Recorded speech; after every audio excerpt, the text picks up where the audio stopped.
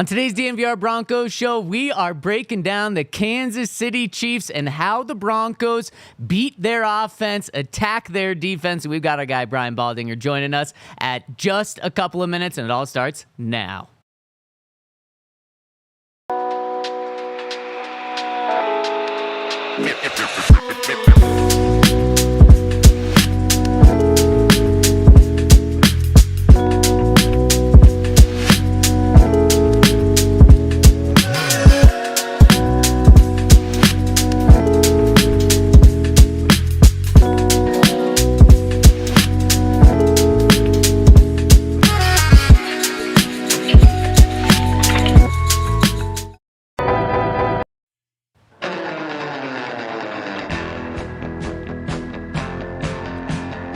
The Denver Broncos are on a little winning streak of their own against the Kansas City Chiefs. 1-0 in the past one game as they look to extend it to 2 games this week and maybe all the way up to 16 games at some point in the future. What would that be? 5, 6 years from now? 8? No, 8 years from now. Yeah, wow. That is wild. I'll be Maybe 35. that continues this week. You'll be 35. Holy cow, you'll have a couple kids. I could be president.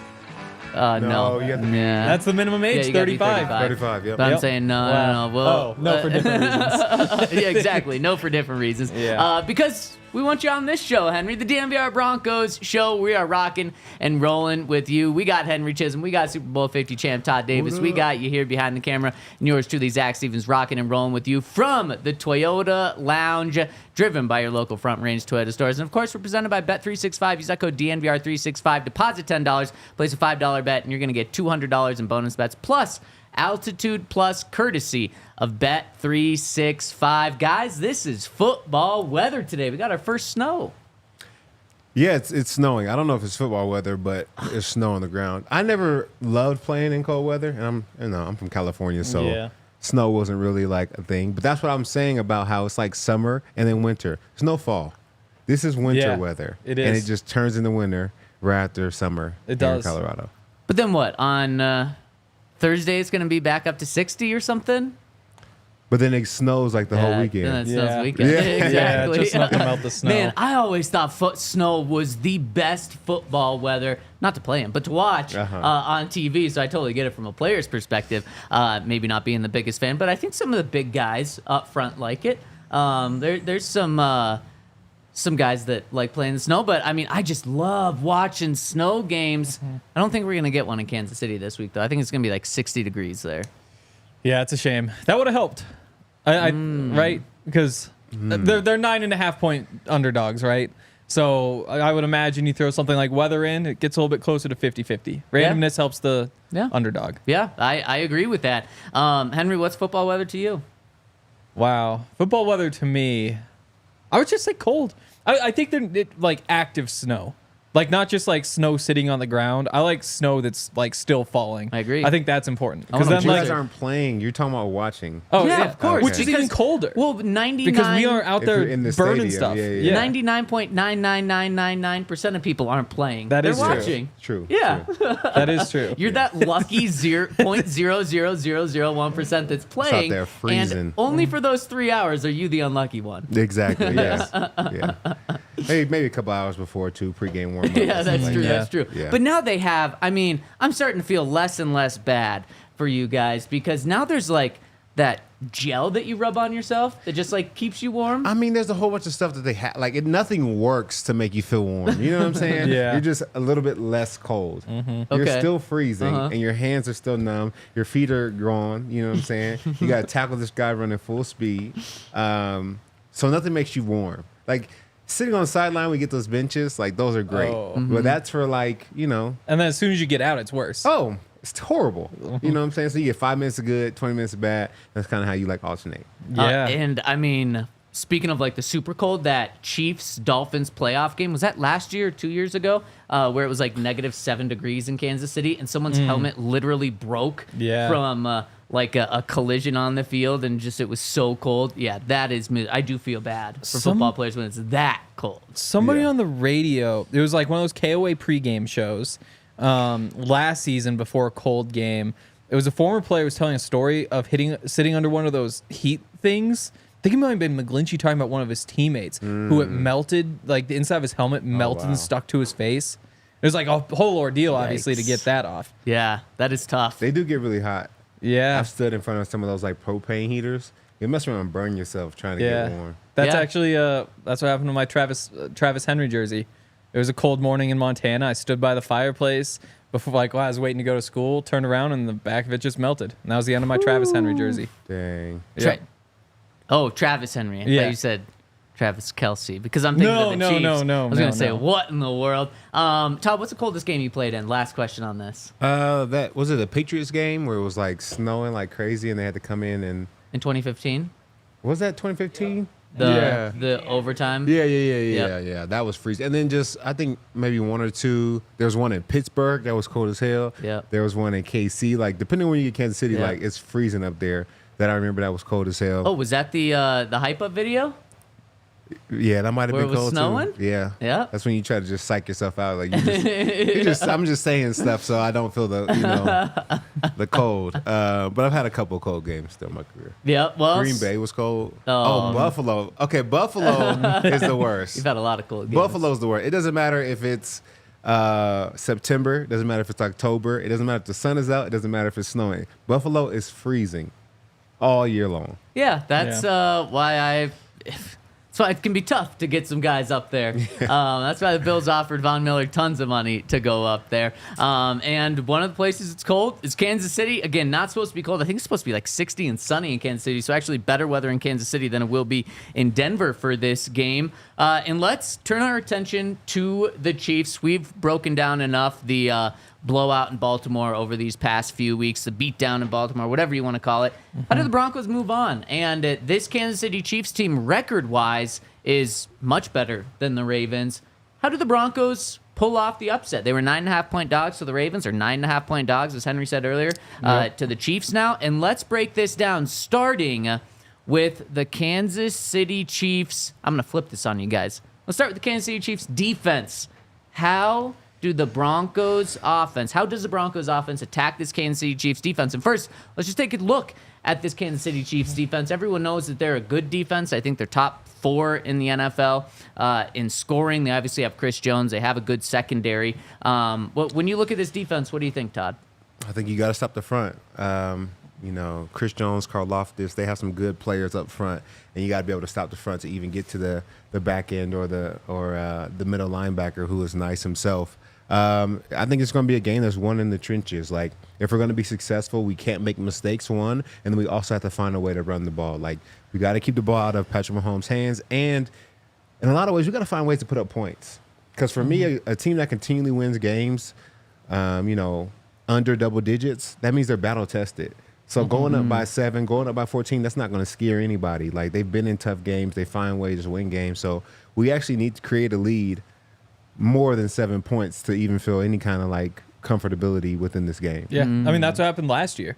Was they were just, what was the final score on that? Was that like 19 to I think it was 24-9. 24-9. That's my guess. Yeah, no, I mean, it was something like that where they were just up by a couple scores and you kept thinking like, oh, they could make the run, but just so much easier when you have 2 chances to stop them instead of 1. Yeah. I agree. I think that big picture, this Chiefs team is playing honestly kind of like an underdog in most games. Like, they're just playing so slow and so methodically, leaning on the defense, that this might be a game where if you do go up a couple of scores, then you can force them to try to throw the ball downfield a little bit more than they have and get them out of the run game, which has worked so well for them. So big picture, I think you got to try to score. And I think that means you got to throw the football. Like, I think you need enough of a run game, obviously, to be functional and fairly well balanced. Like, don't just let them play the pass the whole way. Don't let the pass rushers just attack. But I think you just need Bo Nix to be able to escape when the pressure gets past the offensive line, and then find somebody and make something happen. Yeah, so you guys both just took very different angles to this. Todd, you said you need to run the ball. Henry, you said you need to pass the ball in order to put up a lot of points. Todd, you said running the ball in order to control the game, really bleed clock here. I'm going to throw 2 things out there. One is my opinion on what they should do. The other is what happened last year. The Broncos did win 24-10 20-9 when they played the Chiefs in Week 8 last year, right before the bye week. The Broncos only had 240 yards of offense and put up 24 points and won by 15 points. That's insane. I don't want that to happen again. I don't want 240 yards. I think that would be a blowout if that happens again this year. You guys remember how many passing yards Broncos had? They had 240 total yards. How many total passing yards do you think they had? And a 15-point win against Patrick Mahomes. 112. 112? Over, under? Over. Over. It's under. Oh, 87. Dang. That's why Sean Payton told us the story Wow. after the fact that he was driving around Sushi Den's parking lot, Yes. which they don't have a parking lot, so I don't know where he was going. But he was driving around waiting for his sushi to be ready, and he was just so upset. And it was like, wait, whoa, Sean, whoa. Broncos just snapped a 16-game losing streak to the Chiefs. Why are you upset? Yep. Because the offense did not play well, specifically the passing game, and he was so bothered by that. When you take a step back and look at 87 passing yards, you can understand why an offensive head coach would be upset with that. However, they ran the ball for 153 yards. I would sign up for that right now in this game, would you, 100%. Henry? Yeah, absolutely. But that's not why the Broncos won this game and why I don't think they should try to follow a similar game plan in this. They won the game because they picked off Patrick Mahomes a career high 5 times in this game. And if you remember, Patrick Mahomes was dealing with a little bit of the flu. I don't want to give him a full excuse, but he was under the weather. I think he was questionable going into the game. I think him and Travis Kelce were sick that Saturday night. And I don't want to count on the defense having to pick off Patrick Mahomes 5 times. Although, maybe it could happen. We'll talk about that in the next segment when we break down Mahomes. I think what the Broncos need to do, I agree with Henry. I think in an ideal game, you do want to control the ground game. But Todd, the Chiefs have the second best run defense in the NFL this year. They're only giving up 3.7 yards per rush, and that's the second best in the NFL. And this is kind of like the Ravens, where the Ravens had that number 1 rush defense going in, and a lot you could pass on them a lot. Maybe that was because teams are behind. But the Chiefs have a mid-pass defense. So it's not awful, but if you're going up against an average pass defense and an excellent running defense, man, it means the pass defense is going to be there more. And the Chiefs aren't blowing out teams like the Bills or like the Ravens where teams were forced to just turn to the pass. No, this is a good Kansas City run defense and a pass defense that you can pass against. So I think there's going to be a lot of pressure on Bo again this week. I feel you. I always say run the ball because partly it didn't work against the Ravens. Like, we needed more of a rushing attack. And, I think throwing the ball is great, but when they double Cortland Sutton, throw it. Throw it if you want to. You know what I'm saying? I think that's what teams are going to do. So we have to have some kind of balance to be able to make teams guess what we're going to do, keep teams on their toes. And I always feel like that starts with the running game. Like, any team that's good at running the ball is usually a solid team, for the most part. Well, do you think the Chiefs will try to take away Court? Because, he's coming up a 100-yard game, then 122 yards last week, but they still haven't felt like, defenses haven't felt like they're really going after him. But this should be the week. A couple of times on film, they double Court. Okay. And that's why, he took that shot up top to Franklin and connect. Court was doubled. Like, he doesn't get doubled every play. I think the more 100-yard games he has, he'll start getting more, attention. But that's 100% what I would do. Yeah. I'm doubling Cortland Sutton, and if you guys beat me with anybody else, all right, you guys had a good game. I couldn't agree more. And the Chiefs do have a good secondary where I'd put, a safety in their best corner on Court there. Yep. That's why I think there does have to be balance, Todd. But the balance has to be, it's got to be more than just Court in the passing game. That's why Bo needs to connect with Troy deep once. Because if he connects with Troy deep once, especially early, then maybe the Chiefs say, okay, let's not double Court as much. That opens Court up a little bit. Yep. But, man, I hate saying that this is like something I want to see because I just don't know if it's something you can count on. Lucas Kroll. Let's get him involved in this game. And I know, I feel the same way. But look, you're 9.5-point underdogs. You're going to need someone unexpected to step up to win this game. So have it be Lucas Kroll. Maybe it's Devon Vele. Since week 1, we haven't seen them count on Devon Vele. He's made some good plays when he's been given opportunities, but he just has not been given opportunities. Someone unexpected, and I think it's going to have to be someone along with Troy Franklin, not just Troy Franklin, is going to have to step up. And then when Court's singled, you throw the ball his way. When he's doubled, you got to find someone else. So that's why I think this is a tough task. You can't run the ball against him. And if I'm the Chiefs, I'm saying just what Todd said. Anyone else but Court beats me? Okay, I'll tip my hat to a rookie quarterback making his first start in Arrowhead. Like, it just seems like a very easy game plan for Spags going into this game. Yeah, I think so. It also felt like the Bucs moved the ball really well. You know, like for as good as that defense is, and I mean we've watched them play a bunch of times, and you could go through punted the first drive, touchdown, punt, so not great, but then touchdown, field goal, punt, touchdown. I mean, maybe that isn't anything exceptional, but it's not like they're totally shutting them down. I also don't think the Bucs offense is anything all that special. Like I think it's those defensive stats might have more to do with just the pace that they play at than just like stopping guys on a per drive basis. I guess we have per drive stats. Good. I can't lie. I feel like it's a pretty good defense. Yeah, Henry, the stats disagree with you though. They're 16th in points per drive. They're 15th in yards per drive allowed. 19th in time per drive. I do think the pace really is doing a lot of the work. Henry, in the Chiefs' past 4 games, and I hate saying this, but it's just the truth. They've given up 224 yards of offense, 220 yards of offense, 310 yards of offense, 228 yards of offense, and last week 284. Yeah. 4 of the 5 previous games, they've held opponents to under 300 yards of offense. That's a huge. I mean, I think any defense would sign up for that, right? Yeah, That's pretty dominant. But at the same time, they're giving up 30 yards per drive. So 15, again, that's 15th in the NFL. Like that's dead average. When you get the ball, you're putting up average production. And same thing with points. So I don't know. I think a lot of it really is just that pace.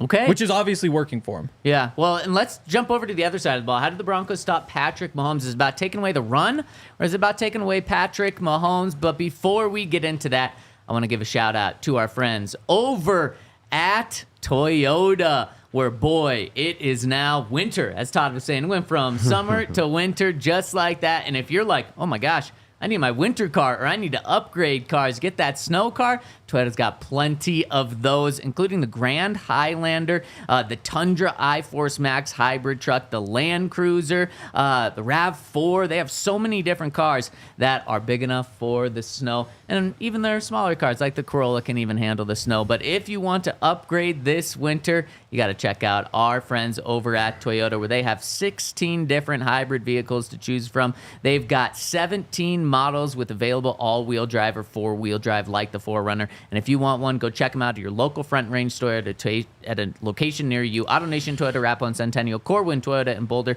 Groove Toyota in Littleton, Mountain States Toyota in Aurora, Stevenson Toyota East in Aurora, and Stevenson Toyota West in Lakewood. Toyota, the official vehicle of the official automotive partner of the NFL and the official vehicle of DNVR. Shout out to our friends over at Empire Today. If you're looking for new flooring for your home or business, you got to check out Empire Today, because you get shop at home convenience, the right product for your needs, quick and professional installation, and a price match guarantee.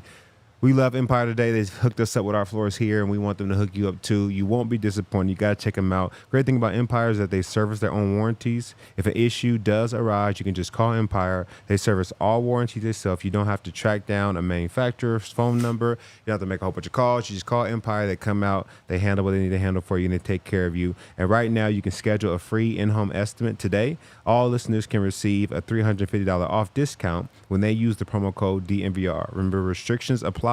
See EmpireToday.com/DNVR for details. And shout out to our presenting sponsor, Bet365. Use that code DNVR365 when you sign up to get Altitude Plus, courtesy of Bet365. All right, let's jump over to the other side. Todd, you've gone against Patrick Mahomes a couple of times. And in fact, you were with Vance Joseph 2 of the times that you guys went up against Patrick Mahomes. In 2018 is when he was a full-time starter, I believe, right? Or Yeah, that was his first season. Yeah. What do you do when you're going up against Patrick Mahomes? Is it about I'll just ask you that. Yeah, so first, our plan was always to eliminate his weapons. So we would try to take out Tyreek Hill and Travis Kelce. If we could lock them down, then usually we would have a pretty good game.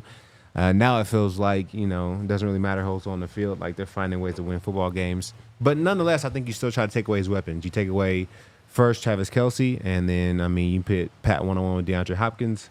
I think that's the best game plan. The Chiefs are not magical right now on offense.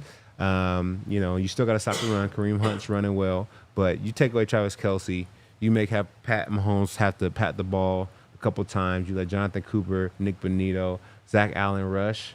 I think that's how you have a successful game against these Chiefs. Yeah, I think so. And I think the Chiefs now, watching them is different than it was before. Yeah. Like, I think right now they kind of remind me of the Nuggets, where, you know, so much of it is just so slow and the pacing is there, but Mahomes just does such a good job buying time, and the offensive line is good too, but he'll just take 3 steps this way and change all the angles on defense with 5 different receivers just sitting there 5-10 yards downfield and create a passing lane, hit them, and you get your 7 yards. You know, before they were playing like up tempo, just compare it to the Warriors maybe, where it's like you're trying to hit them over the top, just deep, stretch the defense, and then take that stuff underneath. But now it really feels like that offense is just built to find 7-8 yard gains, and they're doing a really good job. Like, it doesn't even look like normal football. Like, it really does just look so slow. Like, there are some quick hitting throws in there, but for the most part, it just hit those guys short, let them do their thing. You know, the lean on the run game, which is working incredibly well, even without Pacheco. There's no chance he's back this week, right? I don't think so either. We would have heard something about that. But even that, when Kareem Hunt looks awesome. So it's just tough to stop when they're running the ball that well. So many things you just said there, and the one I want to start with is Patrick Mahomes. He's no longer taking deep shots. Patrick Mahomes, according to Zebra Sports, has the fewest aggressive throws in the NFL. When you think of Patrick, at least when I think of Patrick Mahomes, historically, you think of a guy that is just throwing bombs, throwing really aggressive passes, and especially this year, you're like he has like the 4th most interceptions in the NFL. Of course, he's throwing aggressive passes. No, he's doing what Henry just said. He's throwing just a lot of short checkdowns, and probably a big reason for that is Travis Kelce. He's no longer a downfield threat. He's gonna, constantly find open holes 5 to 12 yards downfield, and that's pretty much it. And then somehow he just finds room to run after. But these guys aren't going deep. Maybe with DeAndre Hopkins, that changes it a little bit. And there was kind of this thought over the past year and a half that, man, the Chiefs' offense is not scary. And if the Broncos go into this game with that thought in their mind, it's a really bad idea, because this Chiefs' offense isn't the best in the NFL. They're a top 10 scoring offense now. Like, quietly, they started the season a tiny bit slow, not even that bad, but people just kind of bailed on their offense being any good. And they're a top 10 scoring offense. In the past month, they've averaged 28 points per game. They've only scored under 20 points once this season. So I think that puts even more pressure on the Broncos offense to kind of be gunslinging and to take those chances, to be aggressive. So even though this isn't the Baltimore Ravens offense the Broncos are going up against, I think Sean Payton's going to come into this game with a very similar mindset that he had last week. Be aggressive. So don't be surprised if the Broncos are passing up a 55-yard field goal in the first quarter to go for it on 4th and 2 in Chiefs territory. I would not be surprised with that. I expect a similar approach from Sean. He's going to try to win this game, not just keep it close, which is a gamble, as we found out last week. But you know what? Broncos are playing with nothing to lose right now. If they lose this game, okay, they built themselves that cushion. Go out and beat the Chiefs. So I think that's what's going to happen. I think a lot's going to be on Bo's plate, and this defense has a really tough challenge ahead of them this week.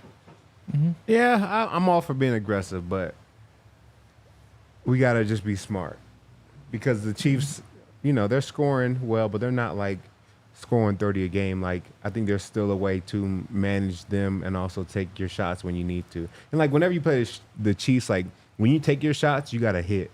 It's not about taking 20 shots a game to be aggressive. It's about taking 4 clean shots, and they all have to hit. Like, that's the biggest thing when you play them, because if you miss, they're going for the jugular. And then on the other side, for the defense, when Mahomes makes a mistake, he is going to make a mistake. Yep. You have to capitalize. That's what the Broncos did such a good job at last year, was capitalizing. 5 interceptions off Mahomes. He's going to throw a couple of passes that can easily be picked off. Look, the Bucs were so close to picking Mahomes off on their last drive, in regulation where they tried to move the ball downfield. There were back-to-back passes that were almost picked off by the Buccaneers. You got to come up with those and then capitalize. So that's what this game could come down to, is just, are you able to capitalize off Mahomes' mistakes? And does Troy Franklin catch the deep ball that's thrown to him 50 yards downfield? Does Bo Nix not overthrow him by a yard? Is Cortland Sutton able to make that spectacular catch in double coverage? That's what it could come down to. Yeah,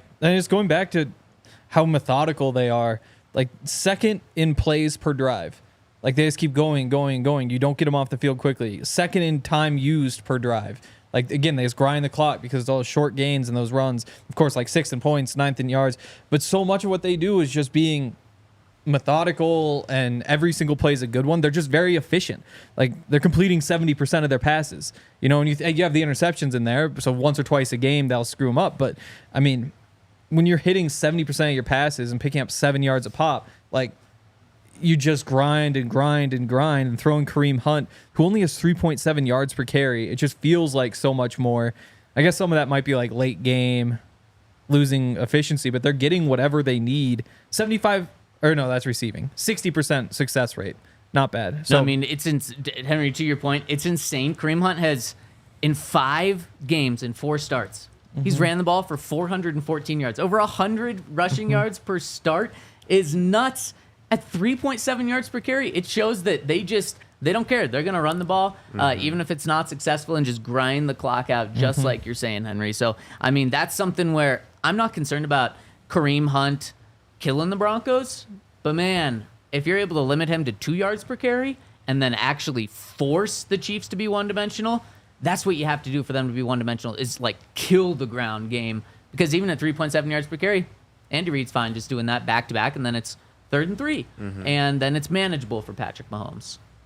Yeah, I think it's a good test for the Broncos. Another good test. Yeah.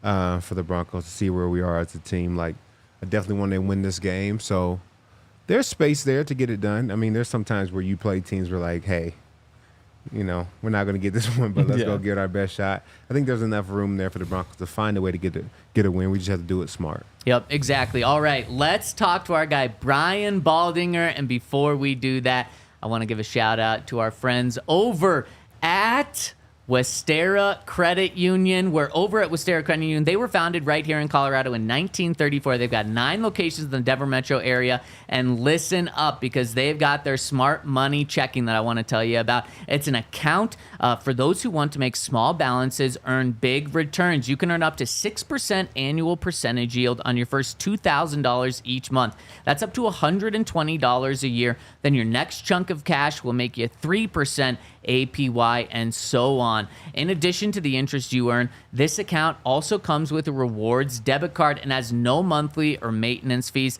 and so much more. So, I mean, that's just a great combo right there. You're earning money, plus you're getting a credit card or a debit card with no fees on it. So if you want to start earning money by doing the things you're already doing with your checking account, visit westeracu.com/smartmoney for more details. Membership eligibility required, insured by the NCUA. Restrictions and conditions apply, and check them out at westera.cu.com/smartmoney. Also, we've been telling you guys about the Ready, Set, Co challenge, but UC Health wants to zero in on men's health in particular, because apparently we don't do a very good job seeking health care, which, I don't know, when I just like go back and count the times my girlfriend has gone to the doctor and the times that I've gone to the doctor, I think that they are probably right. Because it's just, oh, my eyes? Yes.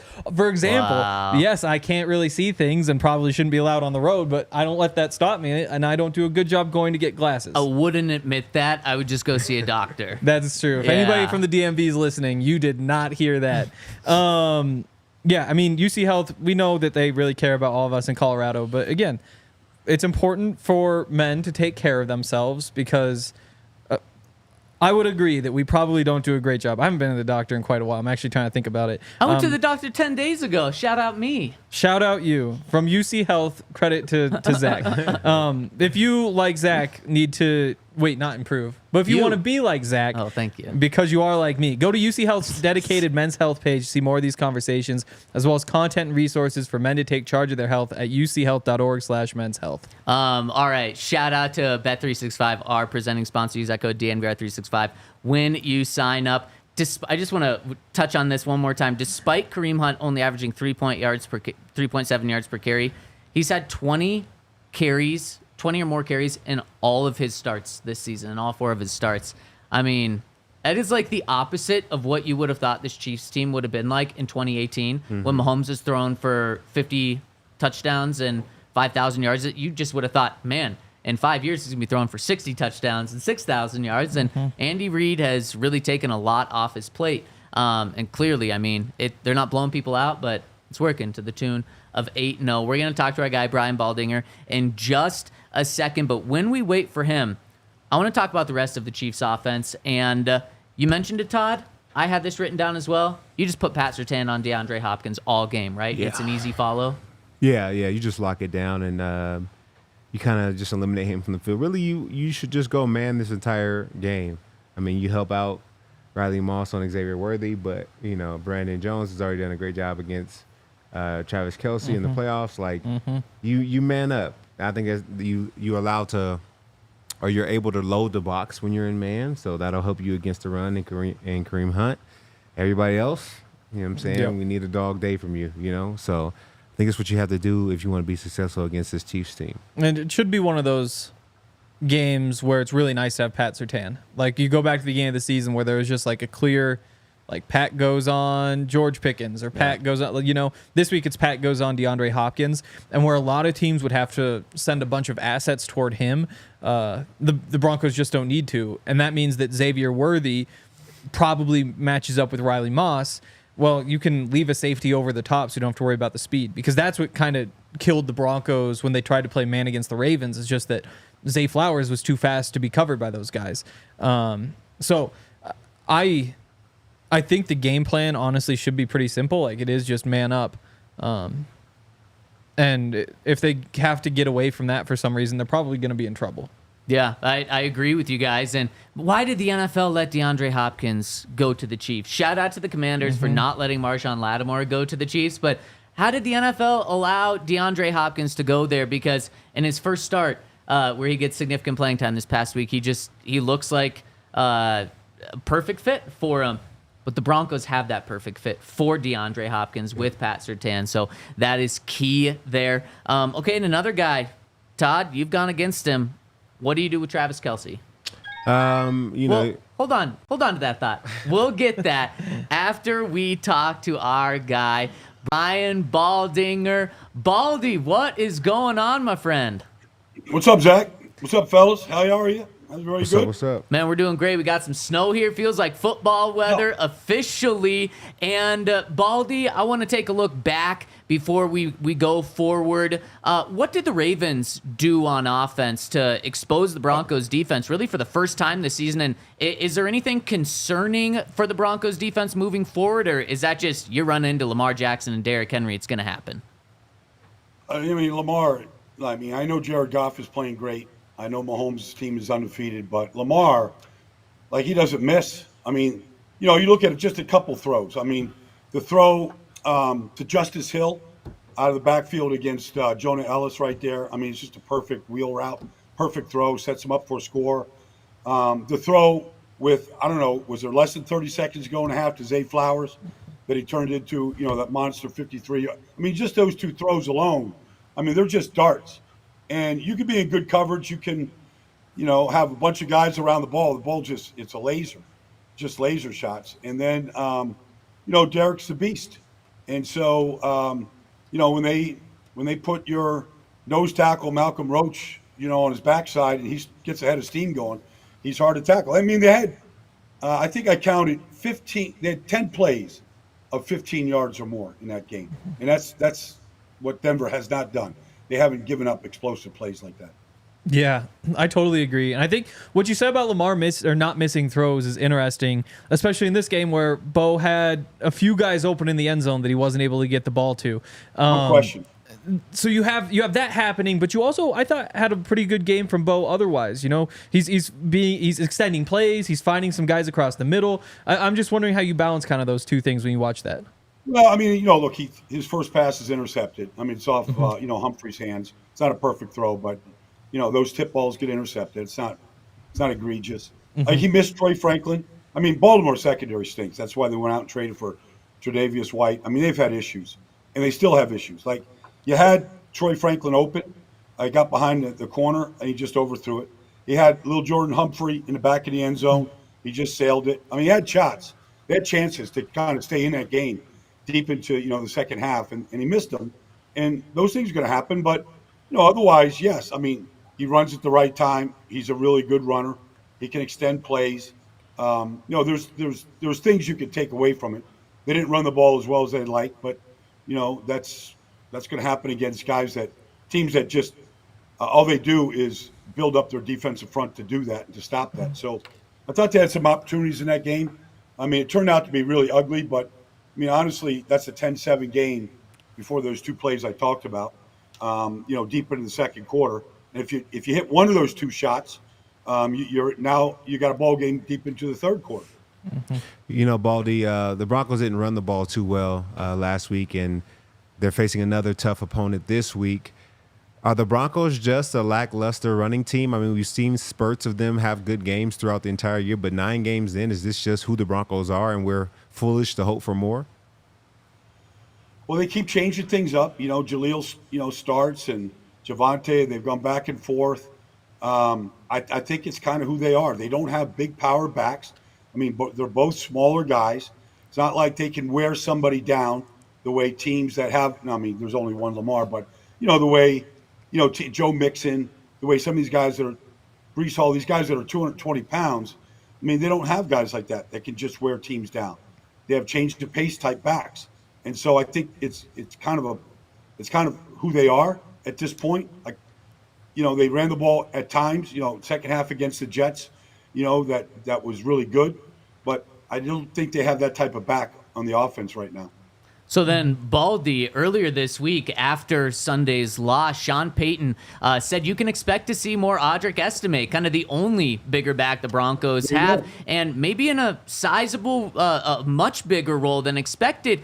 He has fumbling issues, but in the couple of carries that he has had, he's averaging 6.3 yards per carry on 15 carries. Do you think this is what the Broncos offense needs then? Is this bigger back to come in here and really not just have a couple of carries a game, but maybe to even be their lead back?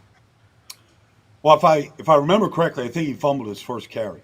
Yep. And so I'm sure, I mean, that usually puts you on the bench if you're a rookie and you're playing for Sean Payton. But I do think you got to have somebody that's got some size and power in this business. James Conner in Arizona. You go around, Kyra Williams is a powerful guy for the Rams. You got to have that guy who's got power. And Jalil's a great change of pace back. He's really quick.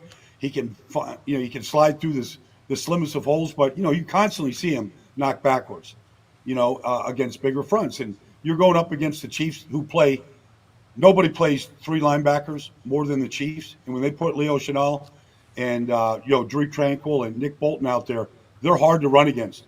And you better match power with power if you're going to try to run the ball. And I know Sean wants to. So it doesn't surprise me. I didn't hear the press conference, but it doesn't surprise me after that game that's what Sean decided. Like, this is one of the changes we're going to see right now. You brought up that Chiefs defense that, top 10 in scoring, top 10 in just about anything you could look at. Is there a weakness there, or what can the Broncos do to try to have some success? Well, they'll put 3 linebackers out there. Nobody plays, like I said, and they're 3 big linemen. Leo Chenal, he's 250 pounds. Mm-hmm. I've seen different looks where Chenal and Tranquil are playing on the ends. They pack it inside, and they play Nick Bolton as the one linebacker, sort of the diamond look, and they'll line up on first down and say, and dare you to run it. I mean, what you ideally want to do is try to get Chenal or Tranquil in, matched up in pass coverage, and that's how you get them out of that. But I know Spags, he loves Chenal. He's just trying to find ways to get him on the field. But if they're going to play that against 11 personnel, if you're in that, then you've got to make one of those linebackers cover. and you got to isolate him. I mean, if Sean back in the day would put Kamara against that look, and Kamara would win. I don't know right now if he feels like if Jaleel could do that or whoever, but I think you've got to throw them out of that look right now and give them more favorable matchups in the run game. You know, Baldy, with this defense, there's a lot of great pieces that they have, but I feel like the toughest piece for the Denver Broncos is going to be that front. Talking about Karlaftis and Chris Jones, like how the Broncos and the offensive line, how do they prepare to stop those guys? Well, nobody can block Chris Jones. I mean, you want to put Quinn, like he'll be over Quinn, but he'll find the matchup in the run game and pass game. I mean, he'll go out against you. If he thinks McGlinchey's a weak link, like he's going to go line up on McGlinchey. He's going to go wherever he can win, and he's got that freedom to do it. But I mean, that's good size. Like it's good power against power. Quinn against Chris Jones. He's seen him before. I mean, they did go up there and beat Kansas City last year. I know they forced Mahomes into 2 interceptions. I think they took it away 5 times. I think McMillan, popped one out. I mean, that's the best way to do it is if you get turnovers in short fields and you're not having to deal with some of those monsters inside because they are tough to move and they are very good against the run. So, Baldy, how do the Broncos come away with an upset? They're, again, 9.5-point underdogs against the Chiefs. The Chiefs have only beaten 2 teams by double digits this year, so the Chiefs are pretty much in every game. How do the Broncos overcome the hurdle that no team's been able to overcome and actually beat the Chiefs in this game? Well, they had won 6 in a row, when Denver went up there last year and beat them and, finally got that monkey off their back because they had been on there since Mahomes was there. So they did it by taking the ball away, and they forced some fumbles, and so, if Kareem Hunt is going to try and fight for every extra yard out there right now, it'd be good if somebody punched it out, that would help. Their red zone woes, and they've had some where it looked like they got healed last week, especially, throwing it to Nuke out there, and coming away with touchdowns, but it'd be good if they had a good matchup against DeAndre, and not let him get into those routes that he did. So, and Kelce has got 28 targets in the last 2 games. He's caught 20 passes. That the ball's going to Kelce and it's going to go to Nuke. So, I think Vance has to kind of mix things up here a little bit. They can't just let Kelce just keep getting into these routes. They're isolating him right now. They're running 2 receiver routes and getting him the ball. He's got 20 catches for 190 yards and a touchdown in the last 2 games. So things have changed a lot since Nuke got there. So, Nuke is the red zone guy right now, and Kelce is the guy that they're going to. I don't think that they have to worry about Xavier Worthy. He hasn't done much. But that's who I would contract, who I'd build my game plan around, trying to stop right now. Going back to Hopkins, what is he at this point in his career? Do you still worry about the deep ball, or at somebody his age, is it all just the quick in-breaking routes, 10 yards down the field max? Well, his first big catch, 3 days after they signed him was, a 15-yard out on 4th down on timing. Like already Mahomes has good timing with him. I think a lot of it is just his size. He's a big X out there. He can play low post basketball with the best of them. He knows how to shield his body against smaller defensive backs. Seems like that'd be a perfect guy for Surtain to go up against right now and see what he can do to try to shut him down.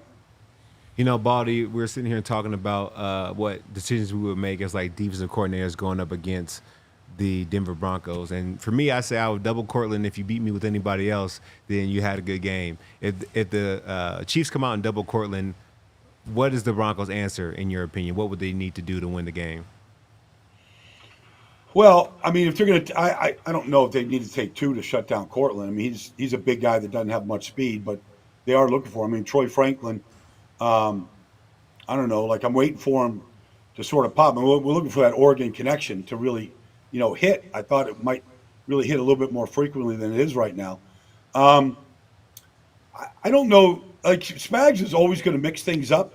He's never going to give you just a steady dose of anything. He's going to get free hitters to Bo Nix.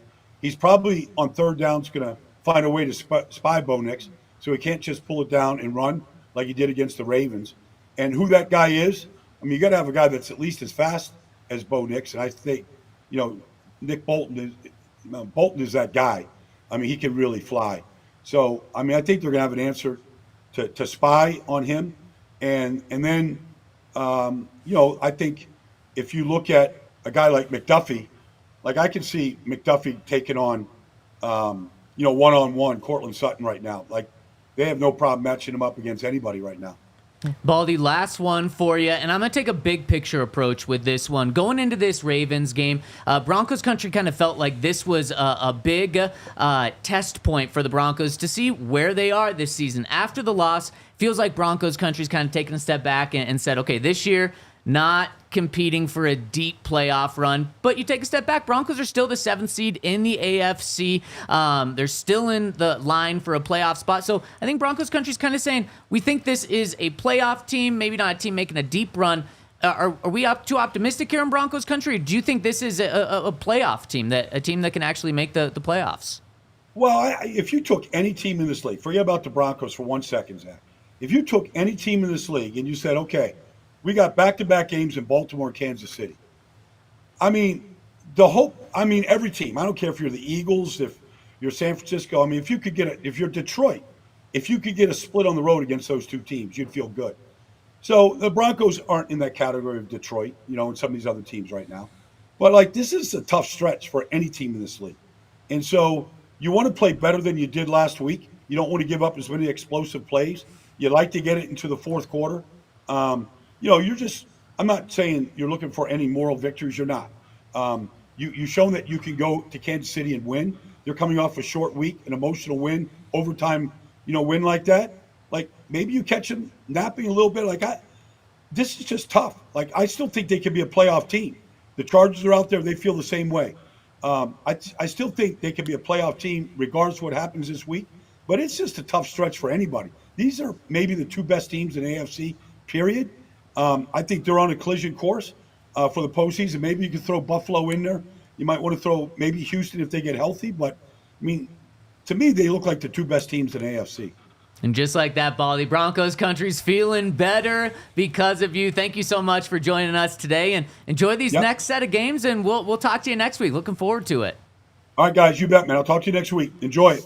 Thanks, Baldy. Man, always love our conversations with him. And, Todd, you got a smirk. Wipe that smirk off your face. Baldy did not say what you think he said. And we'll talk about it right after we give a shout-out to our friends over at Every Plate, where Every Plate is awesome. It's a meal service delivery company, and what they do, they send you pre-portioned ingredients that are cheaper than groceries, so you have more money for holiday shopping. And Every Plate gives you recipes, sends you all the ingredients you need to make meals in 30 minutes or less. I got Every Plate a couple of weeks ago and made a couple of meals, and the one that really stands out, it was this fried chicken. It's the first time I've ever made fried chicken at my house. Yes. And it was so good. It was a sweet, or it was like a sesame sauce that you put on top of it too. They sent you the ingredients to make the sauce. First time I've definitely ever made a sauce like that. First time I've ever made fried chicken. And they told me how to do it. And I made fried chicken. It was really good. And it came with great sides as well. And it was delicious. So if you want to check out Every Plate, they are giving you a deal. If you go to everyplate.com/podcast, then enter the code DNVR599. You're going to get dinners for just $5.99 per serving plus 50% off your first box over at everyplate.com/podcast and enter the code DNVR599. It's code DNVR599 over at everyplate.com/podcast. Also, at DNVR, we've got a bunch of cool events, including some trivia. We do weekly sports trivia. I was just looking through the website, thednvr.com/events. And so if you guys think you can win any trivia, I think it went on like a hiatus for a bit, but back in the day, there were a couple of people who came and won like 4 times in a row. Also we have a bunch of other events like the tailgates that we do for every Broncos home game up at the Sports Fan, 18th and Federal. They're a lot of fun. You can take the bus from the bar, which is even more fun. Primo Hoagies, Breck Brew, Breck Distillery, a bunch of games, all that sort of stuff. And season passes are available. So follow us on social at DNVR_sports or go to thednvr.com/events to check out our calendar. And shout out to Bet365, our presenting sponsor. Use that code DNVR365. What's so funny about me making fried chicken? Yeah. I mean, Alex is even saying Hank giggling as if he's ever made fried chicken. I haven't That's made it hilarious. because I've never made anything. Wow. I can got a put little frozen pride for pizzas in there. myself. I'm glad Good they job. gave you all the ingredients, though, right? Oh, yeah. And I'm glad. Yeah, of course. I'm Yeah. glad. And step-by-step directions. Yeah, I was yeah, looking yeah, at this yeah. and I was like, oh, my gosh, this seems hard. And then I did it under 30 minutes. It was easy. There you go. Yeah. Nice. Baldy said what I said. Bo Nix didn't throw a perfect pass to little Jordan Humphrey. You didn't say that. No, that's Yeah, I what did. we said. No, that's what we said. That's what they said. Thank No, you. no, Thank you. yesterday. I You were, said you need word to catch for- it. You need to catch it. word Baldy for- said it wasn't That's- a good pass. Yeah, he said it wasn't a perfect pass. And that's what I said. I said 10% on Bo, 90% on Lil Jordan Humphrey. That's exactly what not a perfect pass is. I think it's a little bit more like 60-40. Yeah. But Because I saw, man, just like you had a smirk when I said I made fried chicken for the first time, you had a smirk when Baldy said that. And I just had to say, that's not what he said, Todd. I don't know. Okay, so the question that we were getting to just before Baldy, how do you stop Travis Kelce? Because he has, like, I don't know why and more teams don't do this with their receivers or tight ends, but he just runs routes that weren't drawn up. It's just like, okay, go find the middle of the Space, field. Yeah. yeah. And he and Mahomes do such a good job with that. How do you stop it? First of all, this is what I mean by like being utilized.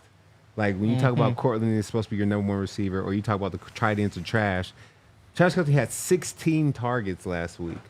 Like, if you want somebody to be your number one guy, I think that's the kind of numbers that they have to be putting up, especially when they're the only threat on your team right now. DeAndre Hopkins just got there, had a good game, but this is the guy that you got to get the ball to, and that's how we should treat Cortland. And we got to give our tight ends more targets. I just wanted to say that. So Cortland had 20, or I'm sorry, DeAndre had 16 targets last week? No. Oh. Travis. Yeah. Oh, Travis. Yeah. Yeah. So I'm like, that's your number one guy. Yeah. You know?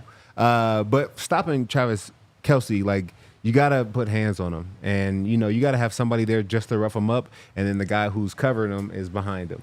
So, you know, they line up a lot of different places. But if he's in line, you got to use that outside linebacker, defensive end to, you know, put hands on him, rough him up, and then have the linebacker to safety cover him. If he's out there on the edge, okay, then it's like more like a true double team. Like the corner, you got to jam him, and then, you know, you play all the underneath stuff. We call it like a run under. So you're trailing him from behind, and anytime he breaks down, you play underneath him, and then the safety's over the top. But no matter what, you got to be able to put hands on him and kind of slow him down, because if you just let him create and find space, he's really, really deadly. Yeah. I mean, you got to work on the phrasing, but just like physically, he is a very big person, you know? And That so like, phrasing did not help. no, it's a lot better than I just said. He's a really big guy, for example. That's what gets Todd to give me a look. I think when somebody is just that physically across his entire body large, then you can just box guys out underneath or throw the ball high or throw the ball over here. Like with one defender, it just feels like you can't cover him unless it's like Pat Surtain, because Pat, whose arms are very long, is able to just swat things away and reach around. But for just about anybody else, if there's a defender right here, throw the ball right here. Defender right here, throw it right here. Guy in front of you, you can go behind. And so that's just what's so tough about stopping him, is that it just feels like even when he's covered, he's open, unless you do have two guys right there. Because you have the luxury of Pat being able to go one-on-one with Hopkins, why can't you just, not a full double team on Travis Kelce, but have a guy underneath him and over top of him on every single play?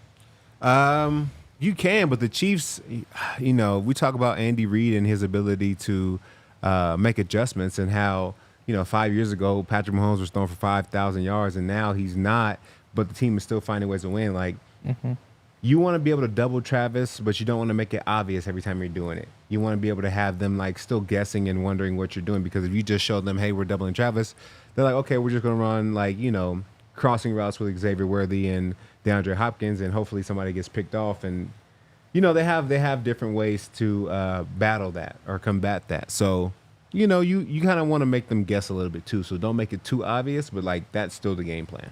That's fair. Yep. That's very fair. What are you guys more concerned about? The Chiefs offense or the Chiefs defense? Specifically going up against the Broncos offense and the Broncos defense. Chiefs defense. Just because, like, you know, last week you played one of the worst passing, you know, teams in the league or defensively, and we didn't do a great job against it. You know, 10 points is not really now getting the job done. This team is just as good in the run game, but they're even better against the pass. So I think no matter what, to win football games, you got to score points. And, you know, I'm not going to bank on our defense scoring, you know, 14 to 21 points to win a game. Like, that's what our offense needs to do. And I don't know if we're built to be able to, you know, defeat a battle-tested defense in that manner. It's the offense to me. I go the other way. Like, it just, when push comes to shove, they get points. And it's going through some more of those Kareem Hunt numbers. So, again, 3.7 yards per carry, 60.4% success rate. So, 40% of the yards you need on first down, or it's 60% on second, or you pick up the first down, third or fourth. 60% of the time he's doing that. That's second among the 46 players who've run the ball the most this season, but only 3.7 yards per carry, which if you take the top 25 in success rate, is dead last. So, like, he's getting what he needs to. It's just not all that much extra. And they just have all these little pieces that are working so well together. It's a well-oiled machine, even if they aren't as explosive as they were. And, again, I think that's all about the pace. And, again, the defense is good, but when you get down to the end of the game, it's the Chiefs' offense that just seems to always come through. And that's why I think you just can't let this be a close game if you want to win. And they have a good O-line. They do. Yes, absolutely. So I think that's why they can resurrect so many careers. Like, Patrick Mahomes has time. They're creating a little bit of running lane. So somebody can have a couple good plays, or Kareem Hunt can be good. DeAndre can have time to get open. Like, you know what I'm saying? I think that O-line is a lot better than people realize. Travis Kelce can continue to do this even when he's definitely lost some strength and speed. And I think a big thing, and we'll talk about this more tomorrow, is Sean Payton. Man, he's going to have to be on his game, not just with play calling, but with game management. I thought the Tampa Bay Buccaneers absolutely threw up on themselves at the end of that game. The fact they gave the ball back to the Chiefs with, 28 seconds left, I thought the Chiefs were going to win that game in regulation. They did such a poor job of managing the clock at the end of the game. And then how the hell do you not go for two? You score a touchdown with 28 seconds left, and they didn't even think about going for two there. Baker was running off the field immediately. Todd Bowles didn't go for two at all. You have to go for two there. You're the underdog. You're the team that just had like a fantastic drive to finish the game. You have the momentum. Go for the win there. And if Sean's in that situation, I hope he does that. I hope he goes for two there. Patrick Mahomes is 6-0 in the regular season in overtime games. You know the only time he's lost in overtime? Playoffs. When Tom Brady got the ball, and it was before both teams had to get the ball in overtime. Tom Brady went down the field, scored a touchdown, game was over. Patrick Mahomes didn't touch the ball in that game. That's the only time he's lost in overtime. Do not give the ball to Patrick Mahomes at the end of the game in overtime. Go for the win here. So we'll break down this game more. I'll get your guys' opinion on all of that. So coming into this week, I'm not sure what it is now, 2-point conversions were hitting at a 31% rate this year. Better than not touching the ball. That's a 50-50, though. It's not a 50-50. Coin toss. Patrick Mahomes is 6-0 in overtime. So That's you're not okay. true. 6-0 in overtime in the regular season. Oh, okay. Yeah.